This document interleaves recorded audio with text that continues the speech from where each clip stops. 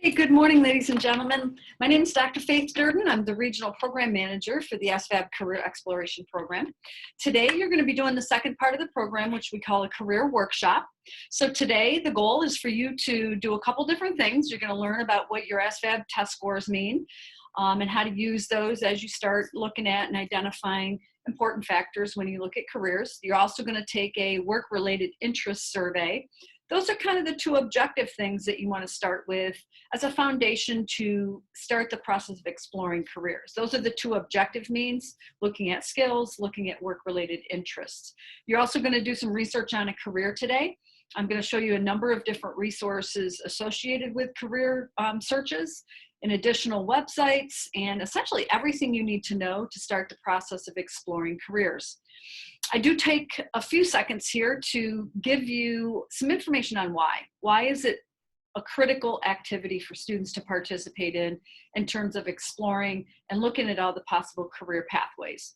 So whether you're thinking about college, a career in an area that might require something less than college, a shorter term type training like a license, a certification, apprenticeship, or you're planning on a career in the military, it's important that you take some time to learn about all those different pathways so you can choose which pathway is going to be the best suited for you.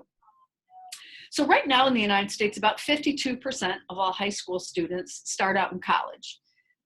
Very consistently, about 75% of that population ends up changing majors or dropping out of college altogether.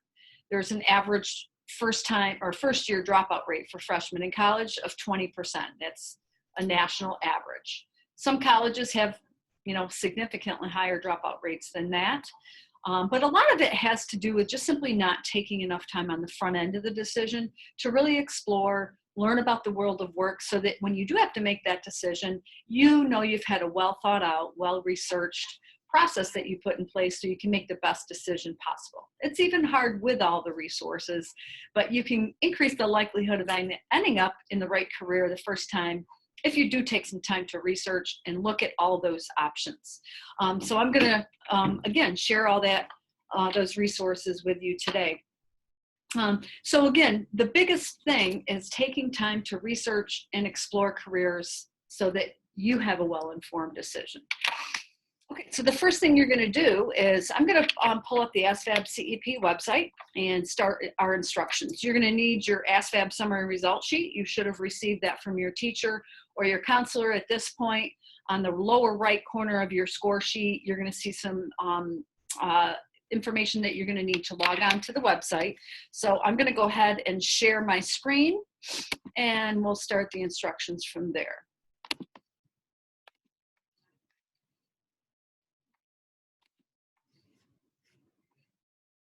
Okay, so at this point you should see the ASVAB CEP website, and I'd like you to take note in the bottom right corner of your score sheet, you will see that website as well. So you are either going to open a new tab if you're online with me, or if there's just one screen showing in your classroom, you'll have your computer in front of you and you only need one device. Either way, you can open a new tab, use a second device, whatever platform we're currently in. You're going to open asvabprogram.com. The website's located on the lower right corner of your score sheet. You will also see on the lower right corner of your score sheet an access code. It's a long number. There's one letter at the end of it. So everything else is a number except for the last digit, which is a letter, and it's not case sensitive. So you're going to click on Create an Account. First thing you'll do is enter your access code, and then you're going to use an email and a password to create your own account so that the next time you log on to the website, you're just going to use an email and a password.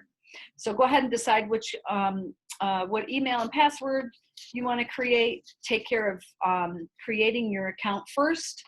I'll pause for just a couple seconds for everybody to do that.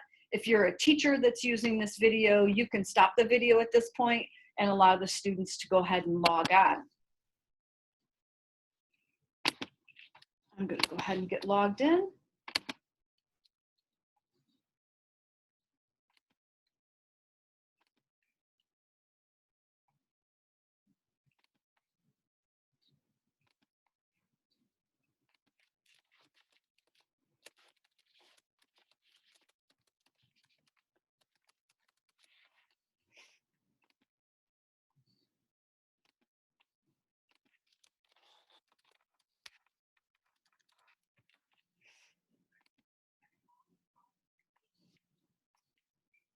Once you get actively logged into the website, you will see that you'll end up on a page that says My ASVAB CEP. We call this the student dashboard. Yours will look similar to mine. You probably don't see these triangles, but you do see these 3 stacks of books here. So as I mentioned in the introduction, the first thing we'll do is go over your ASVAB test results. You may have a copy in your hand. If not, you just used an access code, and we're going to look at those online as well. So notice here you have 3 stacks of books: verbal, math, and science technical. This highest stack of books here means that that's my strongest skill set. You didn't take a subtest called verbal, math, or science technical, so you're probably wondering what those are. Those are some combined scores, and we'll talk about those in a moment. So if you click on See My Scores, you'll actually see your scores in the verbal, math, and science technical area. You'll see a AFQT score. We haven't explained that yet. So what I'd like you to do is just go above that and click on See ASVAB Results. Once you click on See ASVAB Results, you'll see your grade and your gender, as well as the date that you tested. You can go over here and you'll see a link. This is sample PDF file. This is an actual online version of the same scores that you were given by your school. Because we handed you those scores on a piece of paper, I'm going to use this example to explain your scores, and then you also have access to those scores on the website, and we'll look at those next. So when you look at your ASVAB test scores, notice here on the left, you see 2 sections separated by the dotted line. In this bottom portion, you'll see all the individual subtests. These are all your individual subtest scores. They're all your scores. They're just different kinds of scores here. You know, oftentimes the first thing students will ask me is, which ones are my scores? They're all your scores. They're just different kinds of scores, and we'll go through it in detail. Above that, you have a group of scores called career exploration scores, which are in fact a combination of the subtest. Verbal skills up here includes word knowledge and paragraph comprehension, so the 2 language arts subtest. Math skills includes arithmetic reasoning and math knowledge. The science technical skill includes general science, electronics, and mechanical comprehension. You may have noticed that auto and shop was not mentioned in any of these combined skills, and that's simply because auto and shop is not included in the combined scores because it's a standalone skill. So you can look at your auto and shop information scores down here in the individual subtest area. Okay, so just to reiterate, everything above the dotted line, combined scores; everything below the dotted line, individual subtest scores. The first scores we'll look at are called percentile scores.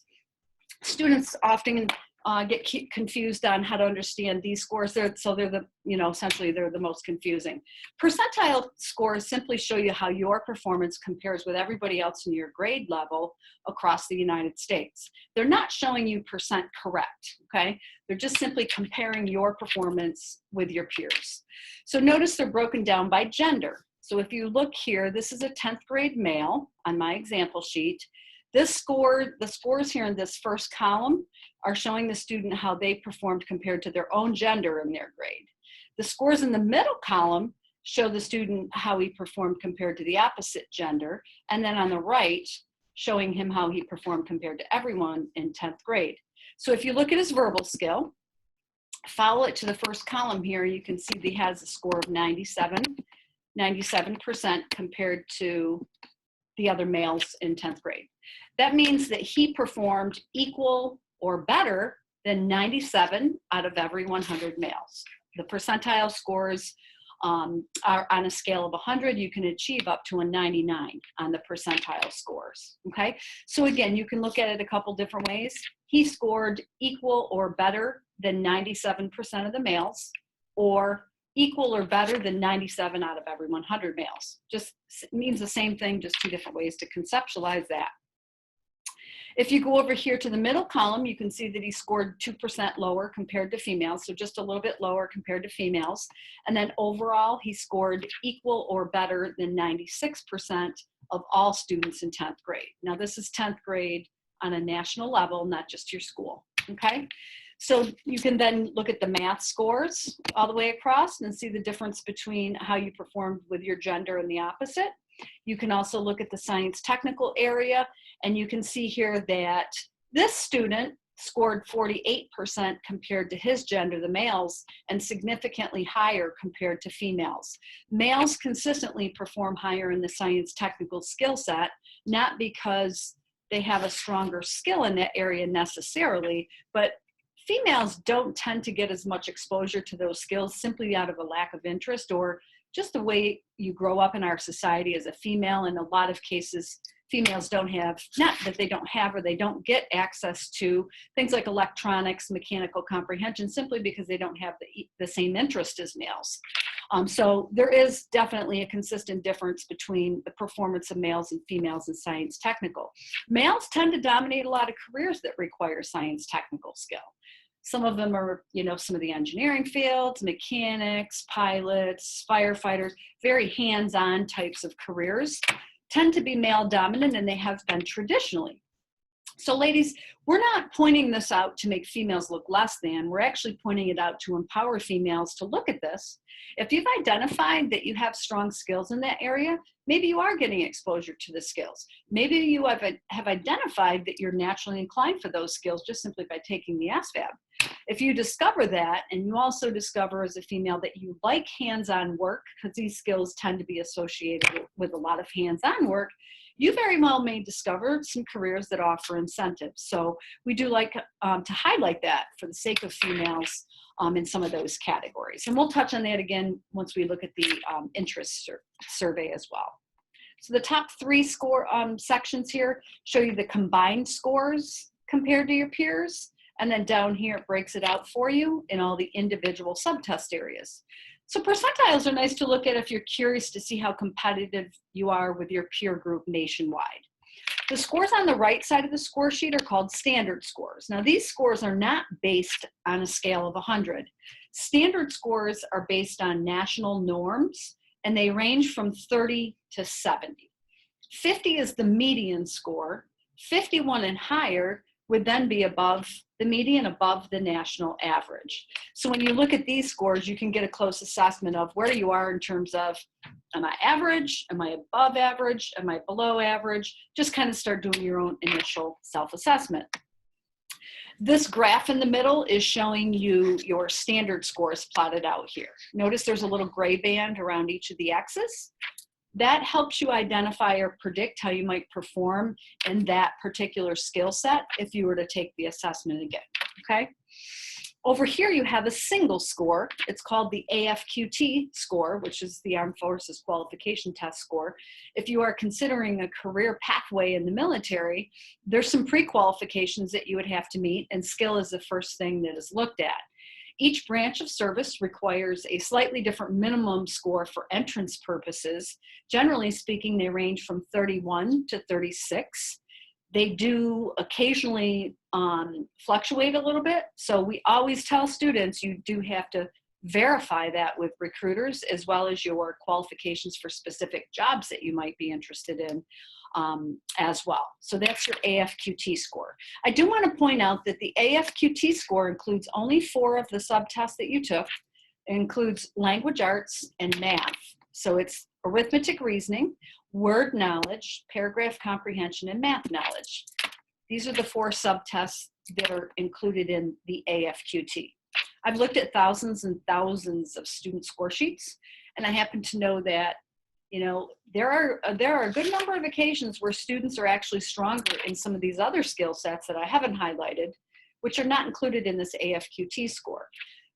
Again, if you are thinking about a career pathway in the military, not to worry. Once you've met a minimum qualifying score, all of these subtests would be taken into consideration in terms of qualifications for jobs, okay? So I do also want to point out, remember, you were probably told when you took the ASVAB, there is no pass or fail to this assessment. Simply gives you a snapshot of your skills on a given day. So you're not going to make any, lifelong decisions based on one given assessment, but it gives you a really fantastic place to start when you start looking at your skill strengths commensurate with what kinds of jobs you might be interested in. So it's a great objective foundation for that purpose. So if you would go ahead and raise your hand if you have any questions about the scores, but we're going to move on to another part of the website and look at them from another view as well.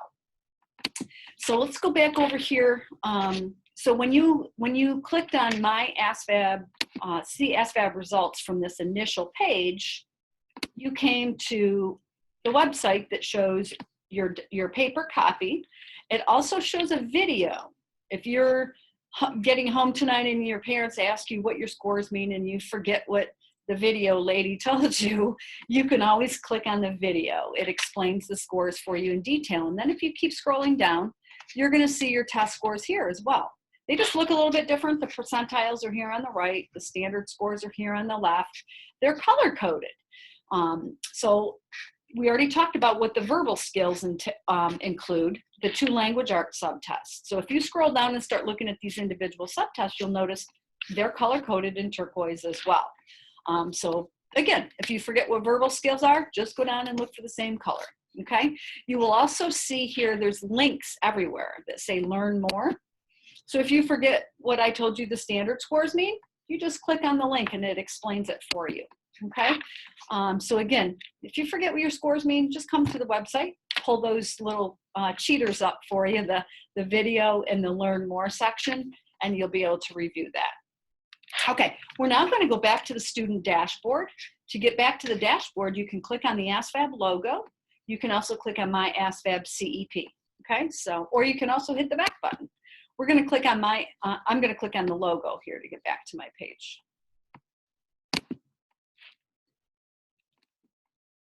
Okay, once you get back to your dashboard here, we're going to go down and start in step number 1. So you've already looked at your skills, an important part of career decision making. Now you're going to identify your work-related interests. So we're going to click here on Take the FYI, which stands for Find Your Interests. Skills are an important factor. Work-related interests are equally as important. A lot of times people just randomly pick careers without going through an objective process. This gives you the objective piece that's critical for you to try to find that job that you have a true passion for, based on your work-related interest areas. Most of these activities you have never done before because they're work-related activities. What I don't want you to do is to go through the survey thinking you're picking jobs. These are not jobs, they're just simply work-related activities. So what I'd like you to do for each question, simply ask yourself, do I have enough interest in this that I would at least try it someday? Not, do I want to do this for a job? Because that's not what they're asking you. So if it's something you think you have enough interest in that you would at least try it, you're going to click the L for like. If you're relatively sure you would not like to try the activity, at least not in the foreseeable future, click the D for dislike. If you're undecided about that, maybe I would, maybe I wouldn't, you're going to click on the I for indifferent. I'd also like you to be as open-minded as possible. There's a good chance you'll discover you have interest in some areas that you've never even considered before. And that's good. That may end up prompting you to look at some careers that you've never considered before as well. I do want to point out before we move to the next section that you can click a video here as well. If you want to, come back and retake this, you can a second time. So you can take the interest survey twice with your access code, and you want to just review the instructions, you can read them here. You can also look at a video, okay? So you can answer these 4 questions and then click on Let's Get Started, and it's going to take you right into the survey, okay? So 2 things, be as open-minded as possible. Remember, you're not picking jobs, you're just evaluating your interest in 6 different categories of work, okay? If you're viewing this video in a classroom right now, I suggest that you stop the video and enable the students to finish the interest survey because I will continue on to the next part. So please pause the video until the students are done, and then we'll pick up from there.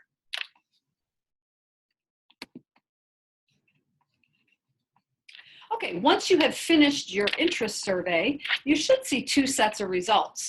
If you ended up with a screen that says you didn't give it enough of likes and dislikes in order to create a pattern to give you results, that just means that you may have selected too many likes or too many dislikes or maybe even too many indifferents. So you'll need to go back through there and just kind of review those questions, try to be a little bit more open-minded so that you can get a nice pattern of results. You also may have seen a screen that says you had equal interest in 2 or more of these areas, which essentially means you have a tie. You had equal interest in 2 or more of these 6 categories. If that's the case, just read through the description of what they mean and select the one or however many it tells you to select, and then hit submit. And it will bring you right to this page. The first thing you're going to want to do is go over here on the left. You're going to see it says my top interests. These are your top 3 areas of interest. You looked at 6 categories of work. It ranked out all your different responses, and now it tells you what your top 3 are. The first thing I'm going to have you do is click on those triangles and read through that in detail. Okay, so go ahead and do that. And you can actually be doing that as I'm just kind of explaining why you have 2 sets of results here. So you initially will see 2 sets of results. On the right, it shows you gender-specific scores, which are showing you how your interests compare with other students in your gender. So this is a female student on my example here. So for conventional, it's telling her that she has equal or greater interest than 91% of the other females that have taken this survey, okay? The percentiles don't mean a whole lot to you. The main thing here we're getting out of this is your top 3, but I wanted to explain it because it's there and you're looking at it. The combined scores show you how your interests compare with both genders. Now, the reason they're broken out by gender is kind of the same reason the scores are. There's differences in interest between males and females. There's differences in skills. Remember I said that science technical area tends to be an area that's different for males and females. For the survey, the interest survey, males tend to have higher interest in realistic activities. Tile a kitchen floor, frame a house, repair a faucet. These are some of those hands-on types of activities. Realistic occupations tend to be hands-on as well. Pilots, mechanics, firefighters, you know, some of the engineering technicians. These would be primarily hands-on careers, many of which require science technical skill. So you'll see there's a correlation between male dominant skill, interest, occupations. If you're a female and you came up highest in realistic, that's a good realization for you. It's probably going to prompt you to look at some careers that may offer incentives for females. So again, we highlight that for females. We don't bring it about to make females look lesser than. We actually bring it out to empower you to look at those options as a female. Once you've looked at your top 3, notice here the top 3 represent your combined scores. It just defaults to the combined scores. For most students, these top 3 will look the same on both sides, even if they're in a slightly different order. For most students, again, I've looked at thousands of profiles for students, and they generally look the same. But if yours look different over here under gender specific, and you think as you click on those, and if you think they're a better reflection of your interest, you can go over and click on those, and it will repopulate your top 3. Notice at the bottom, so you clicked on these, you should have gotten an idea what they are. It also explains them down here in a little briefer format, and then you can click on learn more and it gives you the same pop-up. So we talked a little bit about realistic being those hands-on jobs. Investigative is all about problem solving, discovering new things. So you might see something like anthropologist. A lot of the medical fields will fall under this investigative category. A lot of the sciences and things like that. Artistic careers, you know, where you get to use a lot of imagination and creativity. Of course, we've got actors and musicians, but things like authors, graphic designers, editors, journalists, those all fall under that artistic category as well. Social, people-oriented jobs, nursing, counseling, social work. Those are some examples of social occupations. Enterprising is all about the leadership component, leading, being in a leadership role. So things like marketing, anything with management at the end of it, real estate agents, typical occupations in the conventional area, or the enterprising area rather. Conventional activities are detail-oriented, working with numbers. The top one that you're going to see is accounting or actuaries, where they do a lot of detailed numbers and different things like that. But you'll also find conventional as a secondary component of a lot of jobs because it's kind of like the paperwork piece of what we do in occupations. So you've identified your top 3, and now you're going to be able to start putting these pieces together, your skills and your interests, to start the process of exploring careers. Remember, I said that's the foundation of where you start, looking at your skills, work, and your work-related interests. I do want to point out real quick, if you've discovered that you're a little surprised about your results, that's a good thing. You've discovered that you have interest in some areas that you never realized, which might prompt you to look at some careers that you also would have probably never looked at. So sometimes students will already have in their mind, they think they have a career that they want to go into. If it doesn't fall into these categories, not to worry, but don't dismiss this either. You want to take some time to explore and look at these, because if you went through that survey with the right thought process, you're using the right objective means to start this exploration. So let's go ahead and click on Start Exploring. Now you come to what we call an OccuFind, an occupation finder, which allows you, excuse me, which allows you to use first your interest profile to start the search for careers. There's about 1,000 careers on our website that you could possibly come up with to do research on, but you want to use a measure to reduce that number so you're not floundering, you know, at looking at careers. You're looking at it with a sense of focus by looking at it through the lens of your interests. So where it says interest codes, you're going to select 2 out of your 3 that you like the best. It doesn't have to be, they're in sequence with how you scored, but if you think your 2 and 3 codes are of more interest to you, you can decide, okay? So I'm going to go with these 2 interest codes, and then select a strength. Select one of your skill areas here. Now, when you look over here at your skill strengths, we already discussed that for this student, the highest stack of books here is verbal. So that would be that student's strongest point. So I'm going to select that. You can select your strongest skill set. And then we're not going to select any of these filters just yet. So just hit Explore once you've done that. So just to reiterate, 2 of your 3 interest codes, and then your strongest skill set, none of the categories, and then just hit Explore. Once you click Explore, take notice, you will see these tabs right here. So what comes up first on my list is 220 careers where verbal, that skill that I selected, and it's right here. These are the ones where verbal skills are most important. If I click here, it shows me 130 careers where verbal skill is moderately important. And then finally, these are the 43 careers where verbal is least important. We're going to now go over here and just unclick verbal. And now you just get a straight list of 393 careers that match your general interest.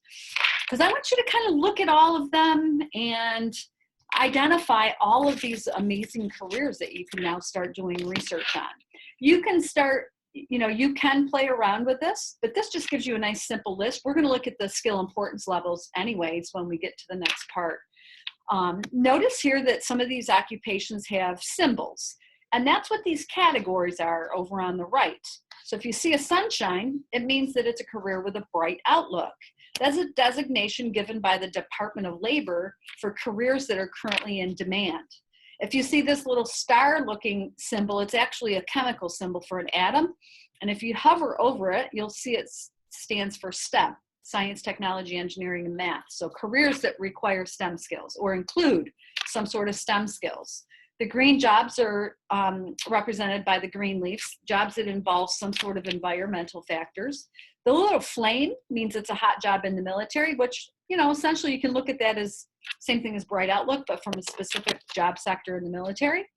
And then if you want to filter out careers, if your student is like, my only dream is to go in the military, you can click available in the military if you would like, and it only reduced mine by a few careers. So you can see just by doing that, there are a lot of careers that are offered by all 3 job sectors, whether it's public sector, the government, private sector, or the military. So there's a lot of civilian jobs here that are also offered by the military. I'm just going to remove the filter for right now. You can explore by career cluster as well. And I'm going to explain that in just a few minutes. Okay, so once you've got your list of careers, I'm going to give you, about a minute, just kind of explore just to see what's here. Notice there's several pages, and you can navigate from one page to another. They're listed alphabetical. You can click on this little heart, and it will save the career in your favorites folder, which is located up here in the left-hand corner under View Favorites. Every student with an access code has their own favorites folder. Okay, so once again, I'd like you to just take a few seconds to look at a few of the careers. I highly encourage you to come back to this page and do research on a bunch of careers. But for today, just pick the first one that looks interesting to you and click on it. So I'm just going to go with the very first career on my list, which is an accountant. Ladies and gentlemen, once you select a career on the ASVAB website, you will learn everything you need to know about the occupation in just a few short minutes, at least the initial information, enough for you to identify, do I want to continue researching this career, or do I want to move on to my next one that I might have some interest in? Notice when you get here, the section at the top here in light blue also allows you to save the career to your favorites folder, or remove it, in my case, because it's there. You also can write notes about it. So if you click on the notes, you may want to come back to notes after you've done a little bit of research, jot down a few things that you learned about accounting, and maybe a reflection on what your level of interest is, and continuing research and identifying, is this on my top 10? Because you're going to be able to save 10 careers, 10 colleges in your favorites folder, as well as some career clusters. So you can write notes, like I said. You also can share your career interests on your social media sites. We love it when you use hashtag #OptionReady, because that's linked to a lot of information about our website. So I know you guys are all into that social media stuff, so you can certainly share and have fun with your career exploration on those resources as well. Okay, so let's scroll down a little bit. You'll see a section here that says also called. You could work for, like I said, private sector, public sector, or the military. You could be in a job in one of those job sectors that has the same title as another job sector, but slightly different responsibilities, or vice versa. It could be a different title for a job that has the same responsibilities. So you'll see similarities for a lot of occupations in the terminology as far as what the career is called, and that's what you see here. It also gives a description, a brief description of what the occupation is. So you're probably going to see a bunch of occupations that you've never heard of. Click on it. You can get a brief description. Again, enough to know whether you want to continue your research on the career or whether you want to click off it and go to the next one. So you'll get that quick bit of information. You'll get a picture. Again, if you're not sure what the career entails, you should be able to get some sort of a clue by looking at the picture. It tells me if it's in one of those categories as well. So this is a career with a bright outlook. Next, you'll see the interest codes associated with the career. So just bear in mind, these aren't just interest codes. These represent the primary activities associated with the career. Identifying the activities involved in a career is really essential to help you identify, is this something I'm really going to love doing? Finding that career that you have a true passion for. So you know that it matches two of your interests because that's what you used to do your search. You can also identify, does it match my third category or not? If it does, great. If it doesn't, don't worry about it. If it does, it's probably something you're really going to like for obvious reasons, okay? There's also a little question mark here that tells you what the interest codes are, okay? So it's the codes that represent the activities most closely related to the occupation itself. So anywhere you see a little question mark, it explains things for you, okay? Skill ratings. So the job and skill importance ratings are showing you how important this skill is for this occupation, which really also correlates with how often you're going to use these particular skills. Obviously, this one's pretty clear. A job in accounting requires a lot of math. You're going to do math all the time. So you'll see it gives it a 4.5 rating. You can see that verbal is a moderately important skill. You're, depending upon what type of an accounting job you have, depends on how often you're working with the public and working with verbal skill. not much science technical skill involved in accounting. Now you can go over here just below your books and you can click on show scores. Be careful not to click on see ASVAB results because that will take you all the way back to your whole set of scores. If you accidentally click that, just hit the back button.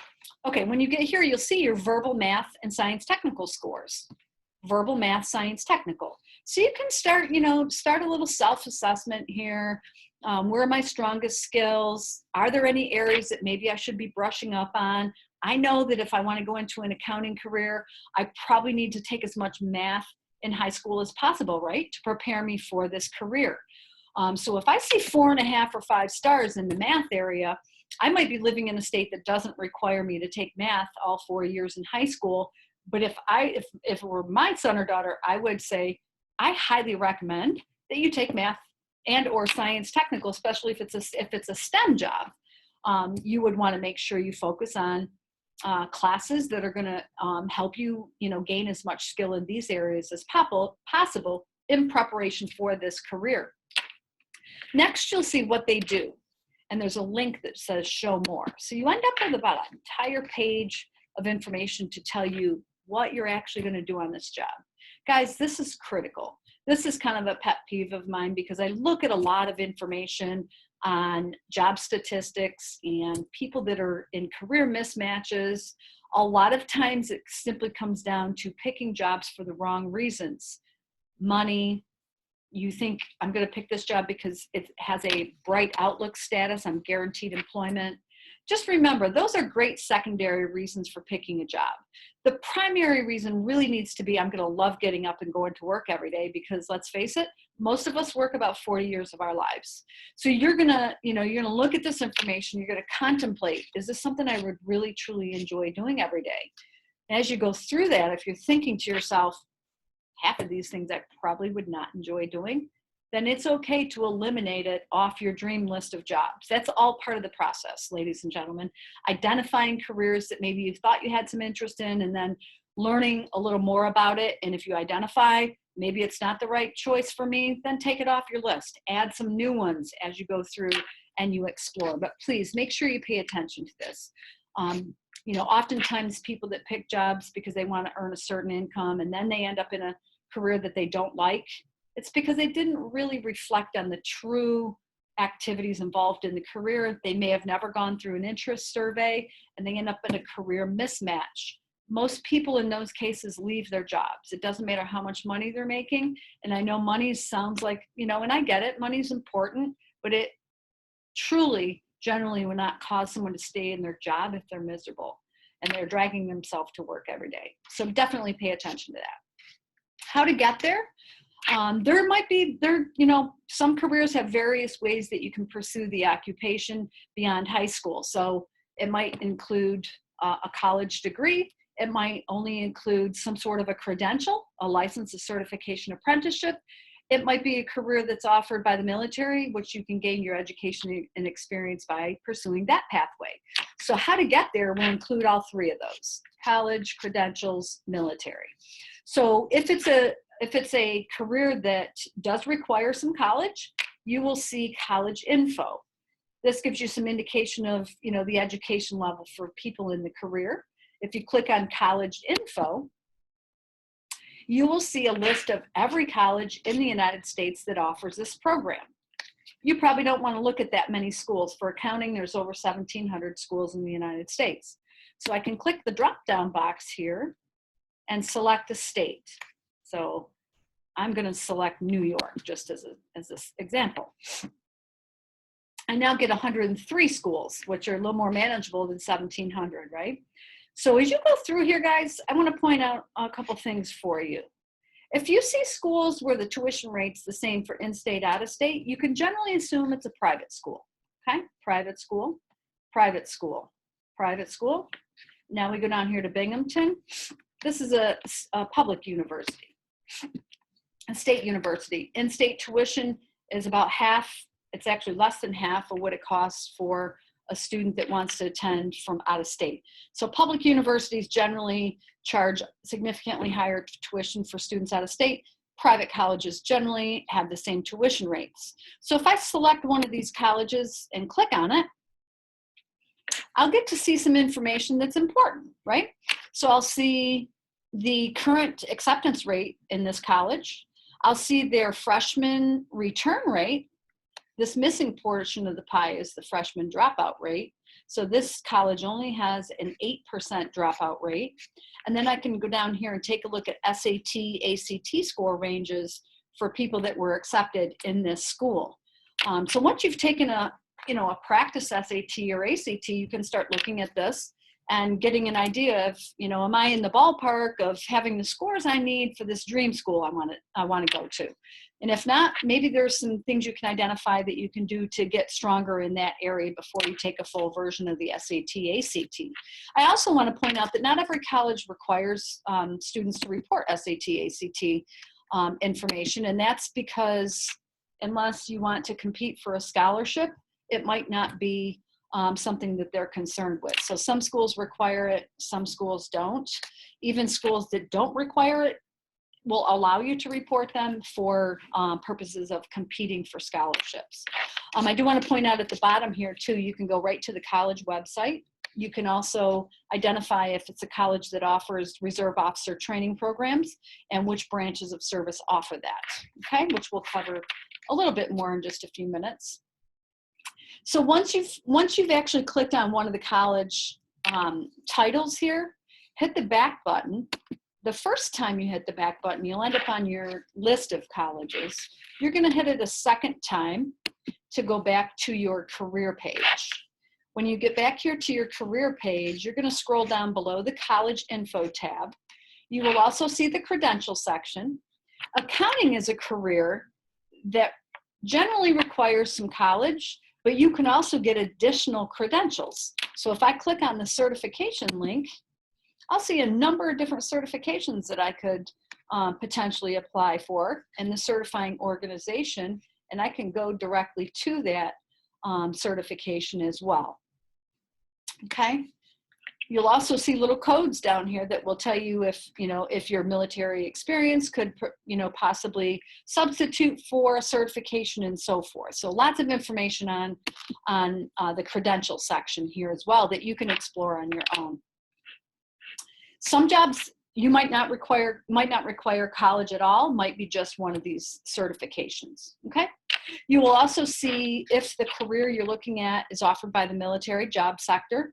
And that's all, again, like I said, that's in the how to get there section. This particular career, accounting, is offered by all 5 branches of service. So if I want to explore this as a potential pathway, I'm going to click on military info.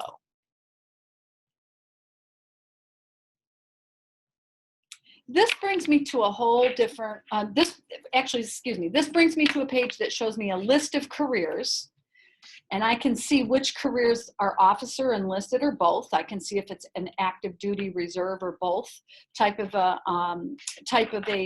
career, and I can also identify which branches of service offer the occupation, okay? So I'm gonna go up here and look at bookkeeping. It tells me it's an enlisted job.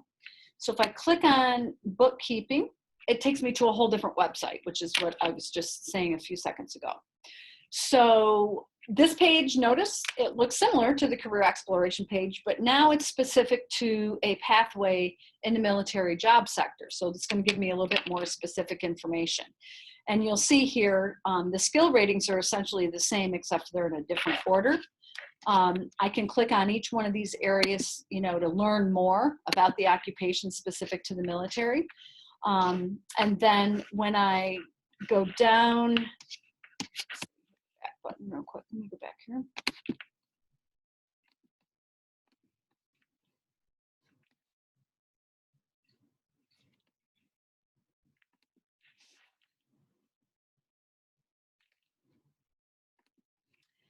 If I go down to the bottom of the page, I will see the different branches of service listed here. If I click on see my score, I can get an indication of what composite area, which I'll talk to you about in just a minute, what composite area this job requires. So in this case, it's a clerical type of an occupation.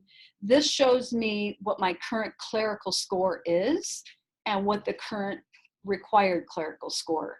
So this is the score I would need. This is the score that I currently have. I can talk more to recruiters about this to identify if this is the most up-to-date information, because again, that's something that you would have to confirm. But I can close that and then identify, well, what is the requirement for the Air Force? Okay, they have what's called a financial management and comptroller composite score. And they are saying that the score requirement is a 57, and this is my current score. So I can do a little bit of my own independent research on my qualifications here. You won't see it reported for every career and every branch of service, but what is there you can use to explore that. Now, if you go down a little further, you'll see it says, see what my scores mean to the military. So if I click on that, and I click on Navy, for instance, the plus sign next to Navy. If I click on that, I can scroll down here, and let's say I want to consider a job. I'm looking at a job that's going to be in the nuclear field. It shows me that my current nuclear score is a 188, and it tells me what the nuclear score includes. These acronyms are explained right over here on the right. So VE means verbal, which is the 2 language arts subtest. And then it's arithmetic reasoning, math knowledge, and mechanical comprehension. Those are the 1, 2, 3, 5 subtests that constitute the nuclear composite score, okay? So you can then, explore that by each branch of service if you'd like to. You can also contact a recruiter through this website. You can also go to the top of the page. There's a whole bunch of links up here. I like the options section. If you click on the options up here, you will basically see everything you need to know about a career in the military. What's the difference between officer and enlistment? What's boot camp going to be like? Tell me about the enlistment process. How do I become an officer? How much money am I going to make in the military? What kind of benefits do I have? So it's a great resource for students. This is your resource if you're a student who's thinking about a career pathway in the military. There's a link up here for parents. There's a contact us button. So when you have some time, if that is your plan to go in the military, this is your resource. Now we left the career page, so you'll notice you've got a tab open up here. You can just leave it open. You can exit off it if you'd like to. When you get back to your career page, you'll end up on the page that shows you the list of careers. You're gonna have to hit the back button one more time to get back to your career. Okay, and then let's scroll down below military info, and we'll see some employment statistics. Over here, you'll see it defaults initially to entry pay. So this is the national entry pay for this occupation.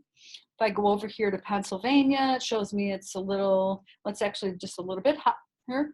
New York is even higher than that. I can kind of scroll around and look at wages by state. Bear in mind that wages primarily are driven by taxes and cost of living. So there's no place you could essentially move to have some sort of a advantage over wages. It really comes down to taxes and cost of living expenses. Once you've looked at that, you can scroll down a little bit more. If you click on more details, you will see the projections for employment out to the year 2028. So there's a 10% growth anticipated. This again is a Department of Labor statistic for projected growth. You can take a look at that. Once you've looked at that, you just want to hit the back button again. If you hit the back button, you'll be back here on your career page. And I want you to take a look over here on the right side of the screen. You'll see all the different related careers associated with the one you're doing research on. You'll also see a related career cluster. So if I click that, shows me that accounting falls into a finance career cluster, and it shows all the careers that are associated with finance. There's 30 of them. I can add this entire career cluster to my favorites folder. I can also write notes about them, just as I could in the previous. So when I get back here, I can hit the back button once again, and it will bring me back to my career. Scroll down a little bit more, you'll see 2 more sections here that show you all kinds of additional information about career exploration. I generally take the time to show students at least 2 of these that I think are important, but I really think all of them are important. So I do recommend that you come back and look at all of them. The first one I want to show you is over here under Career Resources, and it's called My Next Move. So let's click on My Next Move. Again, it brings you to an external website. This particular site is going to give you a lot of additional information about the career. You can watch a career video. If you scroll down a little bit, I want you to take a look at this job outlook. We just looked at accounting and we saw that it's got about a 10% growth rate. But if you go down here and click on Check Out My State, you'll see another US map here that shows you the projections, and they're color coded by state. So it gives you a little bit more detail about whichever state you're living in. So there's only 4 states in the US where accounting has an above average growth rate. But when you look at this map, you can make a general assumption that it has nationally about an average growth rate, and that's represented by the light gray. Okay, so let's go ahead and exit off that. Go back over here to our ASVAB page. The second one we're going to click on is called Career One Stop. When you click on Career One Stop, this website is a phenomenal resource. I consider it a lifetime resource because you can apply for jobs throughout the whole United States on this website. You can constantly come back and review things like how to do interview techniques and different things like that. You can also look at employment data. So if I go up here to the Toolkit section and I look over here on the left, you'll see all the employment stats: fastest growing careers, declining jobs, highest paying careers. Let's take a quick look at fastest growing jobs. So if you click on the fastest growing category, you'll see that the top 2 fastest growing careers in the United States are solar panel installers and wind turbine service technicians. Most people are a little surprised about that if they haven't looked at this data. These do not require college. Some cases it might require a certification or a license or just even an apprenticeship. These jobs start out well above $30,000 a year generally, and high pay can be as high as $90,000 a year. So not every good sustainable job requires college, and so we want students to know that there are options. In college, of course, is one option, but there's other options as well. You can sort the careers by education level over here as well. So I encourage you to come back to the toolkit and look at all these different employment categories. It's just good general education to do that. If you put your mouse up here where it says job search, you can see basically everything you need to know about employment, whether it's how to write a resume. There's a nice tutorial here. How to go through interviews and negotiate, how to network, all kinds of cool things you can do network-wise with social media now. There's a social media site called LinkedIn. If you're not familiar with it, I recommend that you check it out. It's an employment site, so a lot of new ways to network out there with social media. So definitely check out this site as well, or this portion of the site rather. And then if you go up here to training, you can do a search for every level of education over here, but you can do that right from our direct career page as well. But I would recommend that you come here and take a look at scholarships. If you go to scholarships, you'll see a link in the middle that says Finder. If you click on the scholarship finder, you're going to see 8,000 and some scholarships pop up, which probably not interested in looking at 8,000 scholarships, and that's okay, because you can come over here and filter out these categories. Even if I just go to a bachelor's degree, it's going to narrow it down to 5,000. And I'm a female, so I'm going to select, you can even use that as a filter. So I'm going to select that, and now I've got 182 scholarships, which is much more manageable. Now I see a list of scholarships offered to females, and I can take a quick look at the brief description, get a general idea of how much they're offering, their deadline for application. I click on the scholarship itself. It gives me a little more information to include an email address if I have questions. And then I can go down here and click on the website to go right to the scholarship itself. This is time consuming, guys and gals. So you want to start this process as early as you can. They're pretty much all renewable scholarships. So what you see here now is going to be here next year. If you're an 11th grade student, so you can start creating a folder and saving the scholarships. It's not as painful as what you might think it is. Students think, oftentimes that It's a pretty arduous process to go through and apply for scholarships. Oftentimes students also think if I'm not the top of my class, I probably won't get scholarships. Those are misconceptions that lead to the fact that nationally there's millions of dollars that are unused in scholarships each year because students have misconceptions about it. Honestly, guys, gals, it's really more about your initiative than it is your class ranking. So I really recommend that you get in here, look at these, all the different categories, use all the different filters. You can even look at filters that allow you to look at scholarships from a broad variety of categories. Under this affiliation section here, you will see a number of different ethnic groups listed. There's veteran scholarships if your parents work for a union. There's a union category here, the association membership. There's a lot of general scholarships as well. So definitely take some time to look through these. And even when you're reducing the number of them, it's time consuming. So start this as early as possible. I do want to just have you take a mental note. This website is called Career One Stop, spelled out.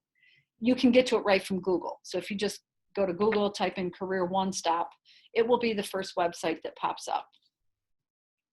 Okay, we're going to exit off that website, head back on over here to our ASVAB page. So as I said, there's a number of different links over here that you can look at. I do recommend that you explore all of them. A couple that I want to just point to here. This website called March to Success is a website that can be used to study for the ASVAB as well as SATs, ACTs, any national type assessments. It's sponsored by the U.S. Army. You don't have to make any commitment to the Army to use the website, but they're all free downloadable sources. You can sign up for like question of the day and different things like that. So if you're looking for test prep improvement or study, this is a great resource for that. And you will see that on this career page over here on the right-hand side. Okay, there's a living wage calculator. There's a link to FAFSA that shows you how to fill out financial aid requests. We right now are also encouraging students to learn about professional organizations. You're going to see links to any professional organizations associated with the career linked here as well. So I do highly recommend that you come back and just kind of take a look at all that information. Okay, we're going to wrap it up at this point. So we're going to head back over to the student dashboard, which is the initial screen that we started on. So again, you can get back to the dashboard by clicking the logo. You can also get back to the dashboard by clicking My ASVAB CEP over on the right. I like using the logo. When you get back to the logo, I just want to point out you've got your favorites folder here. Once again, once you've got at least 2 occupations in your favorites folder, you can click 2 of them, go over here and hit compare. And it's pretty cool, right? You can see the differences in the interest codes, the skill importance level, the difference in the education. I like being able to put them side by side. So it shows me that compensation benefits manager is a career offered by the military. Actuaries is not. Shows me the difference in wages. So it's kind of a cool thing you can do. Also back over here in my favorites, notice that I've got some occupations, I've got some I've got some of my favorite colleges, and I've got career clusters. Those are the 3 things you can save. You can remove them as you wish as well. So you can remove them, add new ones. You can save up to 10 colleges, occupations, and 2 career clusters, okay? All right, let's hit the back button here. Actually, let's just go right back to our dashboard. Notice you now see your interest profile here. I already mentioned it once, but you can take the interest profile twice with your access code. So you may want to check that again maybe early next year as a senior if you're an 11th grade student. The next time you log in, up here on the upper right corner, instead of, remember you created your own account today, so you can just use the email and the password that you used to create your account. If you get hung up on that, you can't remember your password or whatever, that's why you can request for your password. You can also always use your access code to log in. So you can click on use access code only. We did not cover step 3 today, but let me just back up over here. When you come back to the website, remember the number 1 thing I said you really want to do, explore, explore, explore. All you do when you come back here to the dashboard is you hit step 2 again, and that's where your search engine is, okay? It saves your previous search, so it already has my top 2. Well, maybe I want to change it to conventional and artistic. You can do that as well, and then just continue by hitting the Explore tab. There's also a video here, like there is everywhere else, that explains how to go through the AccuFind. I think we did that in quite a bit of detail, but there's videos on all these different pages for you to follow along with as well. And step 3, there's also a portfolio that you can develop. So if you click on the portfolio development, it's kind of like a resume, a student resume. You can start filling this in. It already shows your ASVAB scores for you. It also shows your interest codes. You can download this as a PDF file and send it to your counselor if that's an activity that your counselor would like you to do. But that's available to you there as well. Also on the dashboard, there's a career and educational planner that you can use, or activity planner, or an activity sheet you can do here as well. This is pretty detailed, and this is something that your counselor, so it's got all these different tabs you can go through. Your counselor or a teacher can go through this planning guide with you if they want you to really get some details on paper. And again, it's a downloadable PDF as well. Go back to my dashboard. And then these are some classroom activities that your teachers can take advantage of. And I'll take a few minutes to talk to your teacher about that. So in the classroom activities, there are a number of different things that are provided here. If you click on details, you'll see a teacher guide, what the student activity is. It shows what national standards align with that activity. So for your teacher, this is a great resource, especially if you're doing a block of instruction on career exploration. And that's available in that step 3 section on the student dashboard. Okay, ladies and gentlemen, questions on anything we covered can be addressed to your teacher. You can reach out to me as a teacher if you have questions on anything. You have my email, you know how to get in contact with me. All school counselors in schools that are administering the ASVAB know how to reach me, so please don't hesitate to reach out and ask a question if you have a question on anything pertaining to our program. And that concludes our presentation. I wish you all the best of luck in your career exploration endeavors, and have a wonderful day.